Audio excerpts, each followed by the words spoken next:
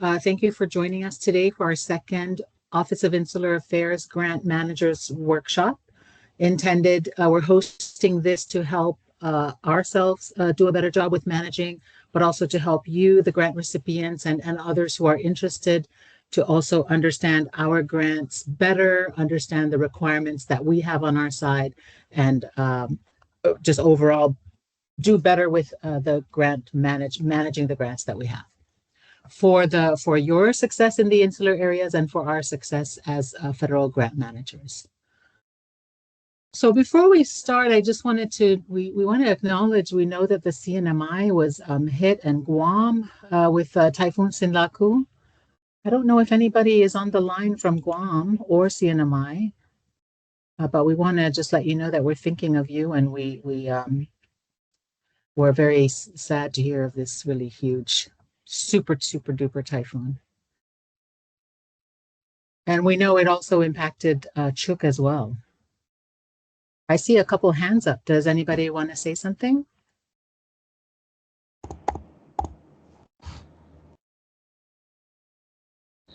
Just a hello. All right. So, yeah, so there it is, Typhoon Sinlaku. We hope everybody's getting back to recovering and moving forward as best as possible. From our meetings from our last workshop, I just wanted to touch base on a couple of things. So indeed, the application is still open. You can still apply for the grants. If you did not see the PowerPoint, the workshop last month, you can ask your grant manager. We will have it on our website very soon. I was late to post it to the website, so hopefully it'll be up either today or tomorrow, maybe tomorrow. But we'll share that. Check in with your grant manager if you need to see the video or the PowerPoint. So again, the deadline is May 18 still, but just keep track and don't wait until the last minute to apply. Everything that you need is in the notification of funding opportunity. Everything that you need to submit a successful application. If you submit, follow the directions, follow the instructions, you will be perfectly fine. There's no secrets, something hidden anywhere. Everything you need is in the NOFO. It's public. We are required by law to make it everything public that we will be using in the process. So have no fear. If you have the NOFO and you can follow it, you'll be fine. Our number again is 15875, and you have our website down at the bottom of the screen. That is where we'll put, once I get rolling with our website team at Interior, we will get our PowerPoints up there so that you can access it anytime. So this will be the go-to for our website for our information. Just holler if you have any questions, raise your hand, or drop something in the chat. Haley or Christina will stop me if need. Or Miriam. Yeah, Tanya, I just want to point out, it looks like you did start a Q&A section. I did. So, okay. Yeah. So at the top, right next to chat, you should all see a Q&A, and that I think is going to be the best place to put questions. It just makes it a little easier for us to track the questions coming in, if you don't mind. Okay, so yes, I see it on the top of the screen right next to chat, between chat and the number of people. But on the web browser, it may be at the bottom.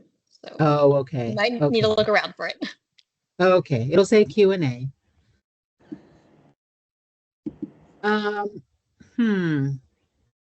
Just a reminder, this is one of the slides from last month, the deadline. And again, this is the upcoming maintenance, so don't wait until the last minute. That's just from last month's reminder as well. And something came up to grant managers that I wanted to address. It was related to the notification of funding opportunity.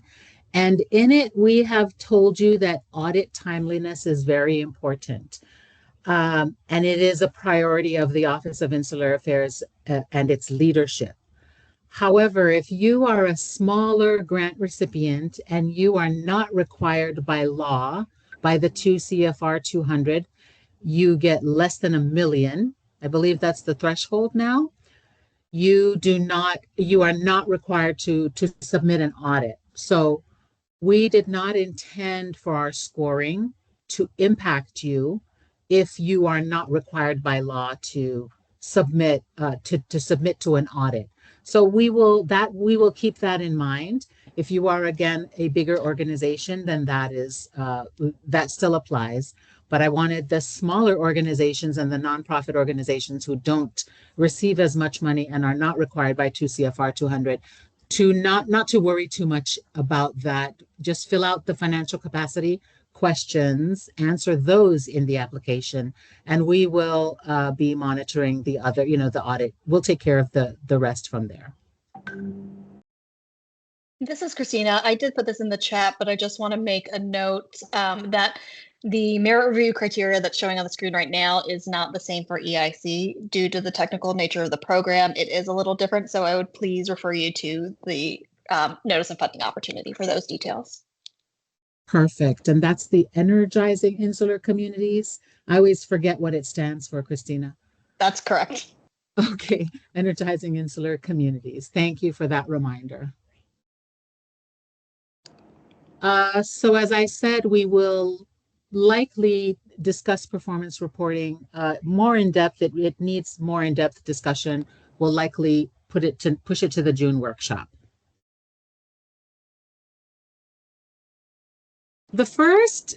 There are several administrative needs that you must take care of that are very important if you are going to be a grant recipient.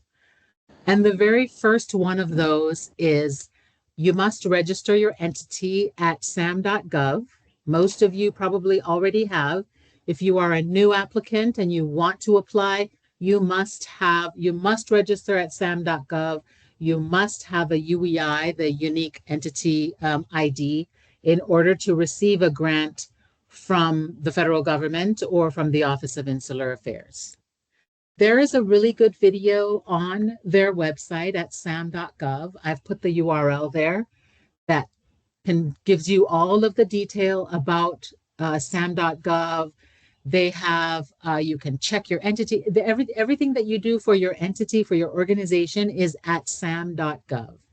And your number, once you apply for it, it's forever. The number doesn't expire, but you do need to register every year. And you need to keep that active. It's really important, or it will, one, you may not be able to get funding. And even if you are at the end of a grant, you still need to keep it active until the grant is fully closed before you allow your grant number to, your UEI to become inactive. And they are great. I've not had any problems with help desks at any of these administrative websites. They are there, even if they're not, they're open, even if they're not open at your time in the insular areas, they do have chats. You can send email. And if you're really brave, you can wake up really late or really early and jump on when they're on. But I've never called them. I always email them and usually get a pretty good, very good support from them, even through email. I know some of you have a lot of experience with sam.gov. Some of you might not, but does anybody have any comments about sam.gov or anything that they'd like to share with everybody present? Even grant managers, anything I've missed? Hi, Tanya, this is Haley.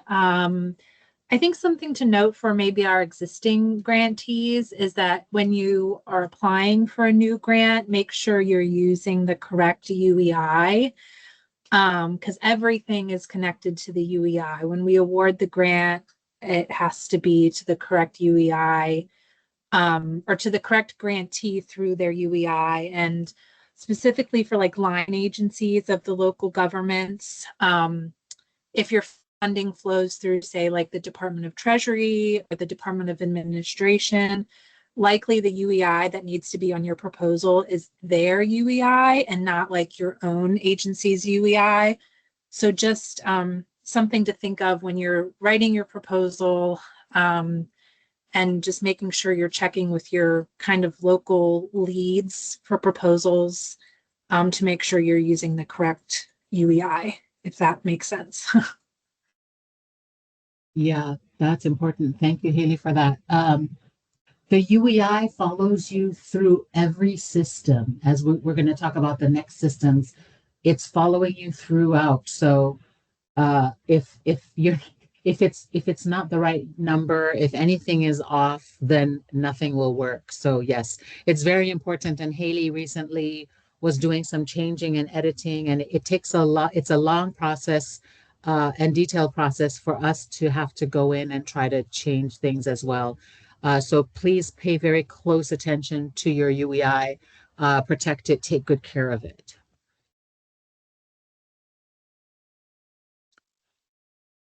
And Christina, the UEI is also for you use it with EIC as well.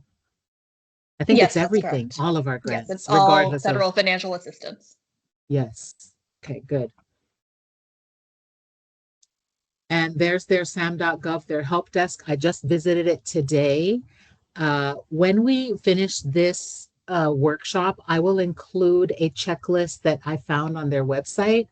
And I've downloaded it. But again, my best advice to you would be always check the website because they should have the most recent information on their website. But I'll still share that checklist as a kind of information piece of paper. But again, sam.gov help is very informative. The next important website is Grant Solutions. That is where you as grantees will upload your performance progress reports and where you upload your financial progress reports. Those are on either a semi-annual basis or a quarterly basis. It depends on what your grant terms and conditions have been set up for. So I think most of you know how to, but just one point I wanted to make about these reports is there's the form that you fill in, and we'll go into more detail in those forms at a later workshop. But when you fill those forms, most of you also submit a narrative to accompany it, especially with the PPR, that gives more detail about the progress and the performance of your grant. And this reporting is required. It's required. You have to do the reporting. When you agree to take the grant, the federal grant, you are also agreeing to provide timely reporting. So there is really no sort of circumstance where any grantee might say, oh, well, I haven't, even if there's not much progress on the grant, we still want you to report in and check in and let us know. This is the process by which you do that. And we are able to track many different grants. It helps us keep on top, knowing that, making sure things are still moving smoothly. Now, like I said, there's not much activity, you still need to report. And I would also include, if there's a reason, why there isn't much activity, maybe, lack of staff or typhoon has come through, whatever the issue may be, we still need you to report. The reporting is very important. And you as an organization are graded on your ability to report and your timeliness in reporting. So if we have to keep coming back and checking in on you because you're not submitting the reports, that will be included as we score you later. It will count against you. But not only that, but it is required by the grant terms and conditions that reporting be submitted regularly on time. The other thing that we do through Grant Solutions, and this is not for all of you, but in a very rare circumstances, there might be a special grant that is directed for a very specific purpose, and that if you've done it before, you will know. But it's not common, but it happens every so often that we will direct a grant to somebody to an insular area for maybe a certain priority, and that will take place only through Grant Solutions. You would not submit through grants.gov like you do the normal process. So that's just for awareness. I do also want to note that if you are applying for a discretionary grant and you are already in Grant Solutions, you can bypass grants.gov and apply directly to that competition in Grant Solutions. Oh, okay, that's for the real experts, right? Do you have a lot who do that?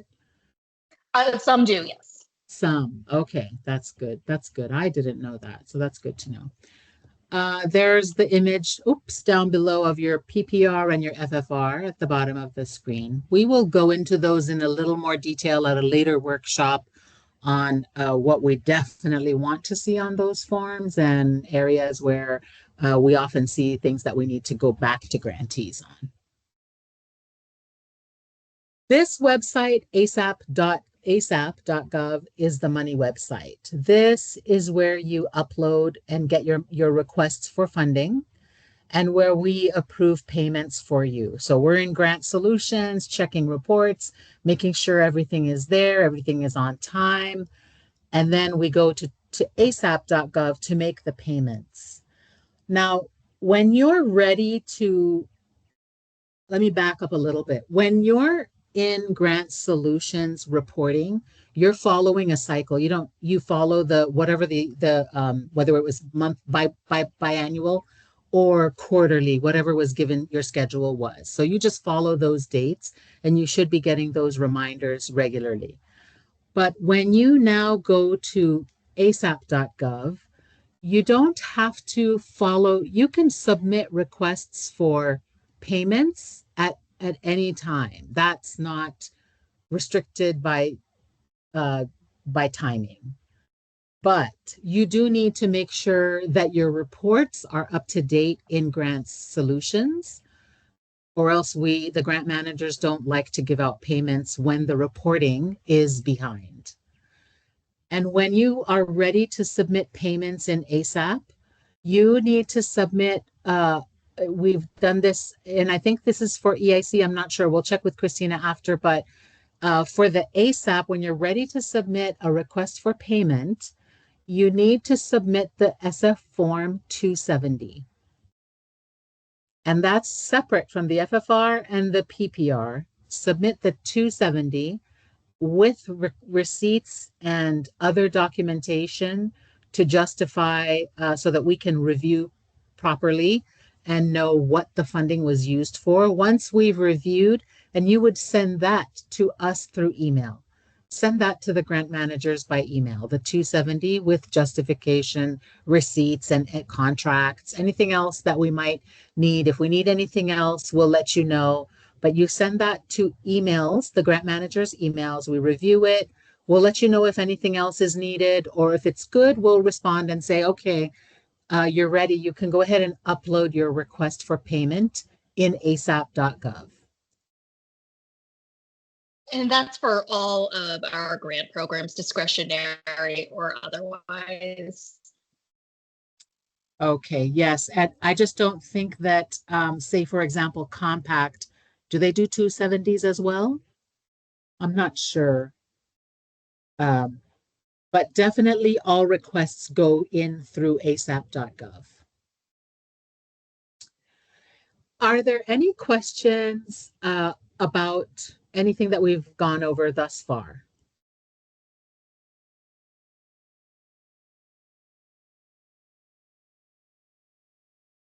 There is, if you look at this screen, sign in. Now, one thing to remember about all of these websites is that we at Department of the Interior, these are not our websites.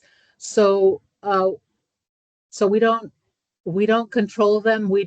They're not our websites. So when you need help on any of these, we ask you to go first to the help desk for that website. Now, if you're really truly having trouble and having issues, then you can let us know and we'll try to figure out a way to kind of walk you through things. But it's going to be a team effort because we don't know what at least I don't know what your screen looks like as you're working through on your side. And on our side, we're working through these same websites from a different angle as well. So it does require, I know I've been working with some of you on processing through, and it just really, you need to stay on top of it. If you have a screen that you've come to and you're not sure, it's always helpful to send a screenshot of where the issue is, where you're stuck, to help us on our side understand.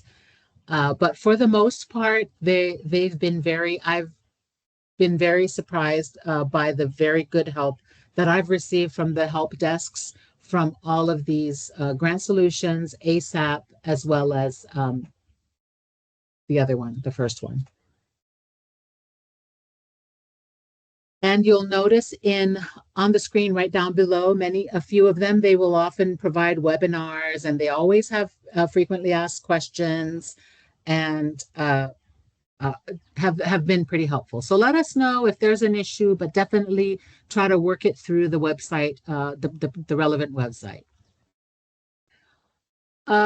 Some of you might not be aware, or I'm working with a couple of you on ID.me. And so that is ID.me is just really important, because that's how you do your identification, especially if you're applying from, well, wherever you're applying from. ID.me is very important. So I know there have been a lot of problems or just misunderstandings with ID.me on how it works, or what paperwork is needed, or how do I do my address. And so does anybody have any thoughts or comments about ID.me or any of the above that they'd like to share?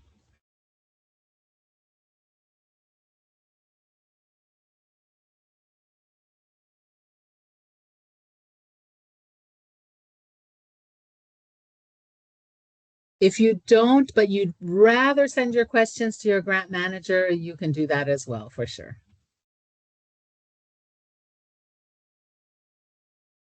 And this is just ID.me. It's like the wallet. It's your ID, the federal government, everybody uses it. IRS uses it. Veterans Affairs, Social Security uses it. So it's very important across the government. I've circled DHS. I'm pretty sure that's for the grants, that grants use it, grants solutions uses it. So everybody, lots of people, lots of organizations use it. It's very important. So you need to, again, on that website, using your, make sure everything is correct, numbers, emails, names, everything. Everything has to be the same, identical. Do any of the grant managers have any other comments about these administrative websites that we work with? Just give yourself a lot of time to get through these in case you do run into some issues. Yeah, especially with grants.gov and the UEI thing again. Just if you're applying for a grant this year, please don't wait until the day of the deadline to apply, because a lot of people have issues getting in, and then they come to us saying, well, we can't get in, so we can't apply. And that's not really a good excuse. So make sure you can get into these systems if you're applying. And then for grant solutions, I just wanted to point out, for reporting and stuff, you can have as many people as you want from your organization enrolled. So if you want one person enrolled to submit PPR and a different person enrolled to submit the financial report, that's totally fine. It can be however many people you want. That was a question posed to me recently, so I figured I'd mention it.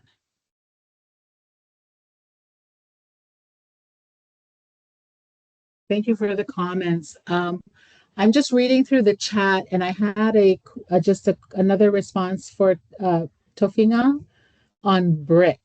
Just to let you know, I got your email about the BRIC question. BRIC is for funding from FEMA, Department of Homeland Security, and I've reached out to find out if I can get somebody who can talk to you specifically about that. And if it applies for all the territories, I'll share it with the other grant managers as well. If I'm not mistaken, right now they're under a CR, so we might not find somebody at the moment. We might have a challenge there. But I do have some colleagues in emergency management in the Department of the Interior who have said that are familiar with the program. And as soon as I get the right person, I'll share that with you and with our other grant managers in case anybody else from the other territories has questions about BRIC.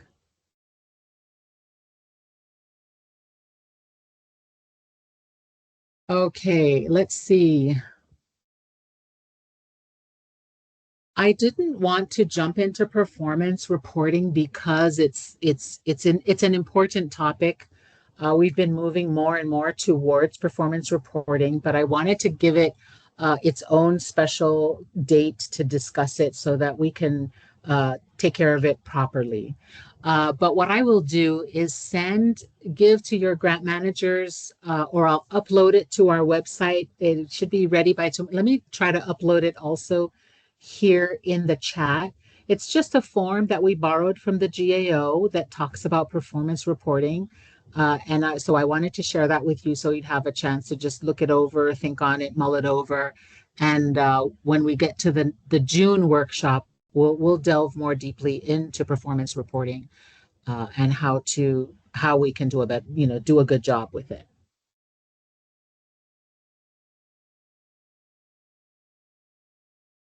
So we're coming to the close of today's workshop on administrative issues, especially since there were not too many questions.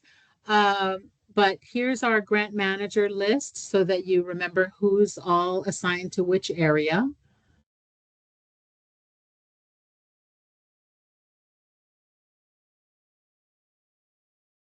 And our next meeting will be in May, at the end of May. We'll talk about grant terms and conditions.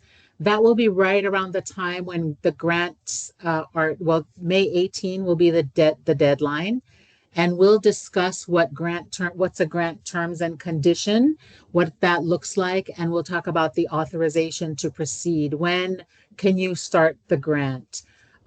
So that will be the topic of our next meeting next month and it's mirroring essentially basically the life cycle of a grant and kind of where we are in the grant process this year right now.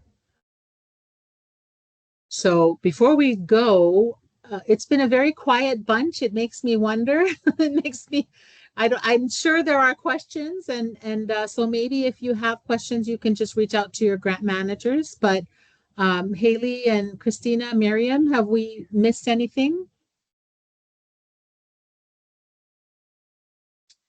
It's quiet in the chat and Q&A too.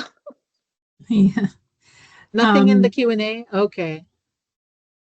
No, yeah, nothing in the Q&A. The only thing that popped into my head, Tanya, as you were talking about performance reporting, is another thing to just keep in mind if you're submitting a proposal this year is proposals need to have performance measures, include performance measures for your project, and those, if your grant is awarded, then need to be reported on in your performance report. So make sure as you're writing your proposals, you're thinking about those performance measures and how you would later report on the progress of those performance measures.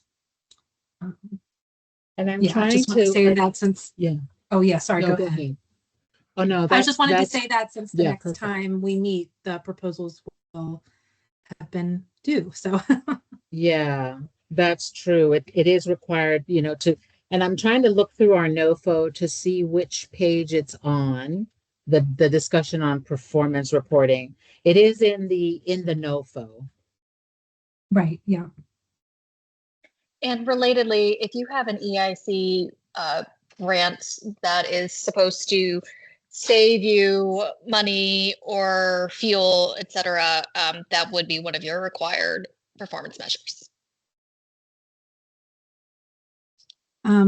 I see a question. I don't know if anyone's answered it from Prue. I just responded. Okay. So Prue, if you've uploaded a report to Grant Solutions and it's been approved, you'll have to reach out to your specific grant manager to return it in order to make any sort of change. And I think you have Okay. to do that even if it hasn't been approved. If you've hit submit and you realize a change needs to be made, unfortunately, there's no way for the grantee to pull the report back. You just have to reach out to your grant manager and say, hey, I need to update this. And we're happy to go in and return it to you so that you can then make changes and resubmit it. Yes. And one last thing about the reporting, and Tofino, I see your hand, so I'll go to you next. But we would rather you submit something rather than nothing. Well, one, you need to submit regardless of whether or not any work or a lot of work has been done per reporting period. But also, rather than trying to make your report perfect, please submit something. We can always return it. And that actually gives you another 30 days to maybe fix things. But we want to make sure that you are still in contact with us. I'm sorry, Tofino, you have your hand up. If you want to come off mute, feel free.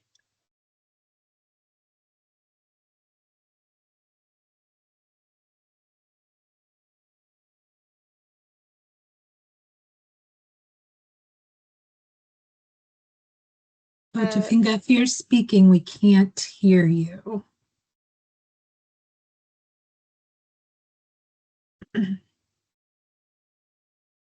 Tanya, there's a question in the chat. If you could go back to the previous slide, would you mind just popping back one slide? Sure. For Kenya? For the grant managers?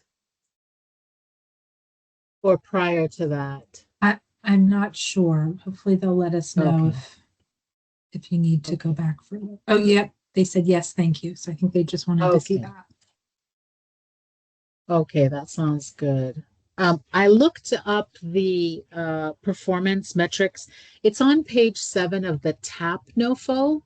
So please look back at the, at the notifications of funding opportunity, either with the previous slide or if you can go back to grants.gov, you'll see it. It's pretty brief. The description is pretty brief, but it does tell you what is needed. And, you can, we'll send this this performance sort of, it's a worksheet. It's a 2-page worksheet on performance measurements and questions to ask yourself as you're working through a grant. How do I reach the goal? How do I demonstrate that I have that my performance has been successful? So we'll provide that. It's from the General Accountability, GAO. That's what I remember. GAO. I don't remember what it stands for, but they have good materials, good documents. So we'll share that with you to help give you more information.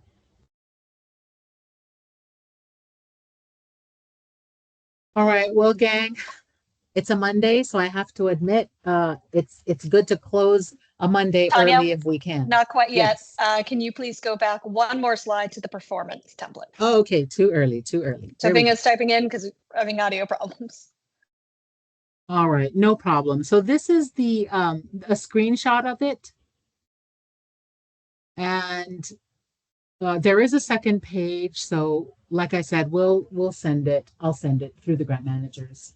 I'm trying to attach Christina on here to the chat. You won't be able to because this is an external chat. I see. Okay. But Tofino, I did just type in the URL that looks like it's linked to that slide. So you should be able to just copy and paste that to your browser. Oh, that's perfect.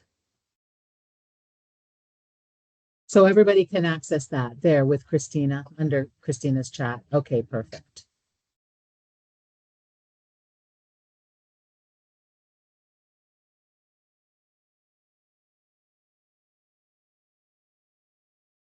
Okay, if there are no further questions, hi, Ben Cruz, I see you. I just clicked and saw you. Thank you for joining us.